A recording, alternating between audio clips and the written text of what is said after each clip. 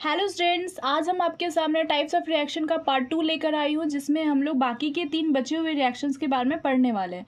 First video में हम लोग 2 रिएक्शंस के बारे में पढ़े थे, फर्स्ट कॉम्बिनेशन एंड डिकम्पोजिशन, जो हम लोग फर्स्ट में पढ़ चुके हैं। आज हम लोग बाकी के 3 रिएक्शन, मतलब थर्ड में displacement reaction, fourth double displacement reaction, last one is fifth oxidation and reduction, that means redox reaction के बारे में पढ़ने वाले हैं। तो आइए आज का वीडियो स्टार्ट करते हैं। थर्ड रिएक्शन डिस्प्लेसमेंट रिएक्शन है, जिसमें डिस्प्लेसमेंट का वर्ड से समझिएगा। डिस्प्लेसमेंट मीन्स एक चीज़ को दूसरे जगह शिफ्ट करना। यहाँ पे रिएक्शंस के बारे में पढ़ने वाले हैं, तो हम लोग एलिमेंट के बारे में बात करेंगे, जहाँ पे एक एलिमेंट दूसरे एलिमेंट को उसके जगह से हटाता है और खुद वहाँ पे जाके जुड़ जाता है। एग्जाम्पल से समझिए, Fe ये सॉलिड स्टेट में होता है, CuSO4 एक्वस फॉर्म में होता है। यहाँ पे क्या होगा, Fe और Fe Cu को रिमूव करेगा और उसके प्लेस पे जाकर अटैच्ड हो जाएगा। क्यों अटैच्ड हो रहा है, इसके पीछे भी रीज़न होगा, ज़रा सोचिए। आंसर इसका ये है कि Fe एंड Cu में मोर रिएक्टिव कौन है, Fe। Cu उससे कम होता है। तो जनरली ये चीज़ हम लोग अपने डे टू डे लाइफ में भी देखे हैं कि जो मोर पावरफुल होता है वो कम वाले को उसके जगह से रिमूव करता है। रेगुलर ये चीज़ होता है। सेम रिएक्शन में भी ये फंडा वो लोग अपनाता है। क्या कर रहा है कि Fe जो होता है वो मोर है, Cu लेस है, तो बेचारा को इसकी जगह से इसको हटाएगा, Fe उसके प्लेस पे जाके अटैच्ड हो जाएगा। तो क्या बनेगा, फर्दर रिएक्शन क्या हो जाएगा, FeSO4 और Cu को साइड होना पड़ेगा। क्यों? क्योंकि ये लेस रिएक्टिव है, कुछ कर नहीं सकता है, मोर उसके पास बैठा हुआ है। सेकेंड रिएक्शंस में जरा देखिए क्या होता है। Same ZnFeSO4। अब यहाँ पे देखिए, Cu एंड Fe में मोर रिएक्टिव Fe था, बट यहाँ पे Zn एंड Fe में मोर रिएक्टिव कौन है, Zn है। तो Zn Fe के प्लेस पे आएगा और Fe को उसके प्लेस से हटना पड़ेगा। रिएक्शन क्या हो जाएगा, ZnSO4 प्लस Fe। ऐसा क्यों हो रहा है, अभी जस्ट मैंने क्या बताया कि मोस्ट रिएक्टिव जो एलिमेंट होगा वो क्या करेगा, लेस रिएक्टिव एलिमेंट को उसके जगह से हटाएगा। तो आपके माइंड में क्वेश्चन आ रहा होगा कि मैम मोर रिएक्टिव और लेस रिएक्टिव हमें कैसे पता चलेगा। तो इसका एक रिएक्टिविटी सीरीज आता है जो हम आपको एक नेक्स्ट वीडियो में प्रोवाइड करेंगे, जहाँ से आप लोग उसको देखिएगा मोर और लेस कौन कौन से एलिमेंट होते हैं। नेक्स्ट आता है आपका डबल डिस्प्लेसमेंट रिएक्शन। इसमें भी आप किसी भी चीज़ को ना आप लोग याद मत करिएगा, रटिएगा मत। इसके जो सेंटेंस होते हैं जिसमें वर्ड होते हैं, उस वर्ड में आप लोग को उसमें ढूंढना है कि आखिर इसका मतलब होता क्या है। डबल डिस्प्लेसमेंट, यहाँ पे क्या हो रहा था, एक एलिमेंट एक दूसरे को रिमूव कर रहा था, यहाँ पे डबल होगा, मीन्स दो एक दूसरे को रिमूव करेगा, उसकी जगह से हटाएगा, उसको खुद की जगह पे जाके अटैच्ड हो जाएगा। रिएक्शन से समझिए, BaCl2 प्लस Na2SO4। यहाँ पे एक्चुअल में होता क्या है ना, आयंस का एक्सचेंजेशन होता है। मीन्स आयंस जो होते हैं पॉजिटिव नेगेटिव को लेकर निकल जाएगा और नेगेटिव पॉजिटिव को लेकर निकल जाएगा। Ba पॉजिटिव चार्ज कैरी करता है बिकॉज ये एक मेटल है। Cl होगा वो नेगेटिव चार्ज कैरी करता है, सोडियम आपका पॉजिटिव चार्ज कैरी करता है और SO4 आपका नेगेटिव चार्ज कैरी करता है। तो Ba पॉजिटिव है तो वो किसको लेकर निकलेगा, ऑफकोर्स SO4 को लेकर निकलेगा। Na पॉजिटिव है तो वो किसको लेकर निकलेगा, Cl को लेकर निकलेगा। तो रिएक्शंस का जो प्रोडक्ट होगा वो क्या फॉर्म करेगा, BaSO4 प्लस NaCl। इसको हम लोग बैलेंस करेंगे। आप लोग को अगर बैलेंस करना आता है तो आप लोग खुद से भी ट्राई कीजिएगा बैलेंसिंग करना। Na यहाँ पे 2 है, यहाँ पे हम लोग 2 करेंगे। Cl यहाँ पे 2, Cl2 हो चुका है। BaSO4 1 है तो BaSO4 हमारा बैलेंस्ड है, इसको हम लोग कुछ भी नहीं करेंगे। नेक्स्ट एक और एग्जाम्पल देखिए, AgNO3 plus NaCl। Ag positive charge, NO3 negative charge, Na positive charge, Cl negative charge. तो Ag पॉजिटिव है तो वो किसको लेके निकलेगा, Cl को लेके निकलेगा, ऑफकोर्स Cl को लेके निकलेगा। तो AgCl हो गया प्लस Na NO3 को लेके निकलेगा तो NaNO3 हो जाएगा। यहाँ पे ये जो BaSO4 है ये एक प्रेसिपिटेट है जो वाइट कलर का होता है। और यहाँ पे AgCl है, वो भी एक प्रिसिपिटेट है, ये भी वाइट कलर का होता है। प्रिसिपिटेट क्या होता है इसके बारे में हम लोग जानते हैं। प्रिसिपिटेट उसको कहते हैं जिसमें हम लोग सब्सटेंस को जो इनसॉल्युबल होता है, जो वाटर में डिजॉल्व नहीं होता है, नीचे जाकर बैठ जाता है, that is called precipitate, dissolve नहीं होना।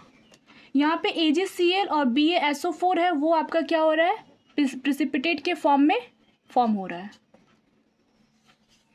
ये इसमें हम लोग क्या कहते हैं, BaCl2 को क्या कहेंगे, बेरियम क्लोराइड।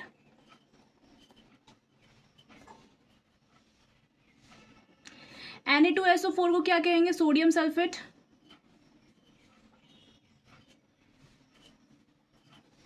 यहाँ पे क्या हो गया, AgNO3 क्या हो गया, सिल्वर नाइट्रेट।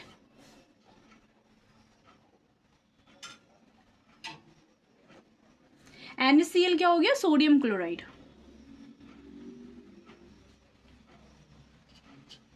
नेमिंग आप लोग यहाँ भी लिख सकते हैं, ये हो गया iron, CuSO4 copper sulphate, Zn FeSO4।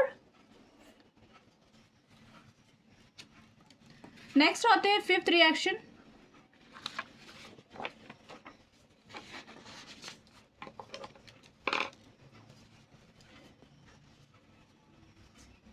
Oxidation and reduction.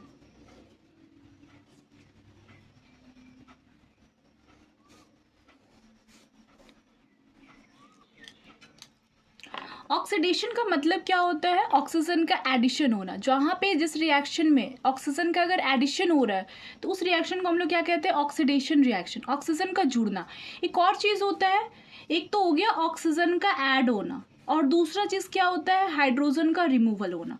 अगर हाइड्रोजन उसमें से, ऑक्सीजन का एडिशन आपको दिखाई नहीं दे रहा है कि ऑक्सीजन का एडिशन हो रहा है, लेकिन अगर हाइड्रोजन का रिमूवल आपको दिखाई दे रहा है, दैट मीन्स वो भी रिएक्शन को हम लोग क्या कहेंगे, ऑक्सीडेशन रिएक्शन कहेंगे। जस्ट इसका अपोजिट क्या हो जाता है, रिडक्शन हो जाता है। इसमें क्या होता है कि रिडक्शन हो रहा है, दैट मीन्स हाइड्रोजन ऐड होगा और ऑक्सीजन रिमूव होगा। ऑक्सीजन रिमूव हो रहा है, हाइड्रोजन ऐड हो रहा है, दैट मीन्स उस रिएक्शन को हम लोग क्या कहेंगे, रिडक्शन रिएक्शन कहेंगे। एग्जाम्पल से समझते हैं, Cu में O2 को ऐड कर रहे हैं तो ये क्या हो गया, CuO हो गया। आप देख रहे होंगे Cu यहाँ पे अभी सिंगल है, ऑक्सीजन के साथ जुड़कर ये CuO हो गया, मतलब ये ऑक्साइड के फॉर्मेशन कर रहा है, ऑक्सीजन का एडिशन हो रहा है, इसलिए हम लोग इस रिएक्शन को क्या कहेंगे, ऑक्सीडेशन रिएक्शन कहेंगे।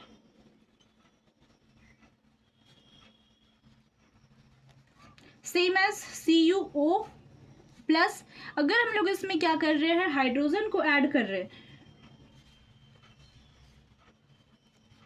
ये क्या हो रहा है, आपका रिडक्शन हो रहा है। क्यों, क्योंकि यहाँ पे कॉपर के साथ ऑक्सीजन ऐड था, लेकिन आफ्टर द रिएक्शन कॉपर को हटना कॉपर जो हो रहा है वो सिंगल स्टेट में हो रहा है, ऑक्सीजन को रिमूव होना पड़ रहा है, तो removal of oxygen is also known as reduction. तो ये क्या हो गया, आपका रिडक्शन हो रहा है। जब ये दो रिएक्शन आपस में जुड़ जाते हैं तो जुड़ने के बाद क्या हो जाता है, इसका नया नाम, न्यू नेम आ जाता है, जिसको हम लोग रिडॉक्स रिएक्शन कहते हैं। ऑक्सीडेशन एंड रिडक्शन का नेम थोड़ा थोड़ा उसमें ऐड हो जाता है, रेडॉक्स, RED&OX, रेडॉक्स रिएक्शन।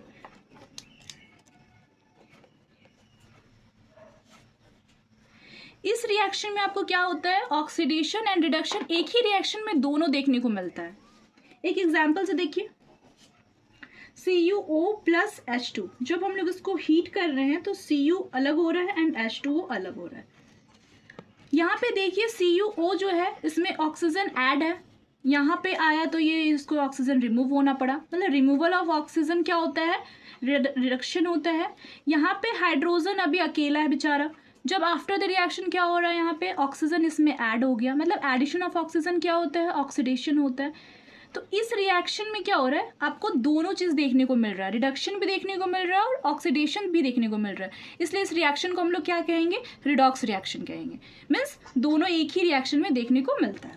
एक और एग्जाम्पल से ज़रा देखते हैं, ZnO प्लस C, इसको जब हम लोग हीट करेंगे तो क्या होगा, Zn अलग हो जाएगा और C और O के साथ जुड़ जाएगा, मतलब CO कार्बन मोनोऑक्साइड फॉर्म करेगा। यहाँ पे कैसे बताओगे, यहाँ पे सेम चीज़, ZnO है, मतलब ऑक्सीजन अभी ऐड है, आफ्टर द रिएक्शन क्या हो गया, यहाँ पे Zn बेचारा अकेला हो गया, ऑक्सीजन को हटना पड़ा, उसका साथ वो छोड़ दिया, साथ छोड़ दिया तो अकेला हो गया, इसको क्या कहेंगे हम लोग, रिमूवल ऑफ ऑक्सीजन रिडक्शन हो जाएगा। अगेन यहाँ पे ज़रा देखिए, कार्बन यहाँ पे अभी अकेला है, लेकिन आफ्टर द रिएक्शन उसको पार्टनर मिल गया। पार्टनर मिल गया मतलब साथ में हो गया, तो उसमें ऑक्सीजन जुड़ गया। जुड़ गया इसका मतलब इसका नाम क्या हो गया? ऑक्सीडेशन हो गया। एक ही रिएक्शन में दोनों हो रहा है, दैट्स वाई इसको हम लोग क्या कहते हैं? रिडॉक्स रिएक्शन कहते हैं। अब यहाँ पे एक टर्म यूज़ होता है oxidising agent and reducing agent. ये क्या होता है? एजेंट का मतलब समझिएगा, एजेंट जो होता है वो क्या करता है? हमारे काम को आसान करता है। आप लोग भी ये चीज़ सुने होंगे, LIC एजेंट। बस जब आप लोग टिकट बुक करने जाते हो तो वहाँ भी एजेंट आता है जो आपका काम, आप बैठे रहते हो, आपका काम आसान कर देता है। एजेंट का काम क्या होता है? जो हमारा काम आसान करे। यहाँ पे क्या हो रहा है? ऑक्सीडेशन में क्या होगा? ऑक्सीडाइजिंग एजेंट, रिड्यूसिंग एजेंट, मतलब जो सब्सटेंस या जो एलिमेंट जो होगा वो आपको ऑक्सीडेशन में मदद कर रहा है। ऑक्सीडेशन करने में जो मदद कर रहा है वो क्या कहलाएगा? Oxidising agent. रिडक्शन करने में जो मदद कर रहा है उसको रिड्यूसिंग एजेंट कहेंगे। अब जस्ट यहाँ पे एक चीज़ अपोजिट होता है, जैसे CuO के बीच में क्या हो रहा है? रिडक्शन हो रहा है, लेकिन ये खुद अपने आप में क्या होगा? ऑक्सीडाइजिंग एजेंट होगा। H2 क्या कर रहा है? ऑक्सीडेशन कर रहा है, लेकिन अगर इसका खुद से पूछा है तुम्हारा आइडेंटिटी क्या है, तो ये बेचारा क्या बोलेगा? मैं एक रिड्यूसिंग एजेंट हूँ, बिकॉज ये मैं ऑक्सीडेशन प्रोसेस कर रहा है, ऑक्सीडेशन रिएक्शन कर रहा है, बट ये खुद क्या है? एक रिड्यूसिंग एजेंट है। सेम एज यहाँ पे ZnO का अगर बात करें तो ZnO में क्या हो रहा है? रिडक्शन हो रहा है, लेकिन ये खुद में क्या है? अपने आप इसका आइडेंटिटी क्या है? तो एक ये रिड्यूसिंग एजेंट हो रहा है, जस्ट अपोजिट हो रहा है, सॉरी ऑक्सीडाइजिंग एजेंट हो रहा है। यहाँ पे क्या हो रहा है? कार्बन जो हो रहा है ऑक्सीडेशन कर रहा है, लेकिन कार्बन खुद क्या है? एक रिड्यूसिंग एजेंट है। तो आपको अगर ये बहुत अच्छे से समझ में आ गया होगा तो मुझे कमेंट करें। नेक्स्ट वीडियो के लिए हम लोग नेक्स्ट डे आएंगे। Thank you.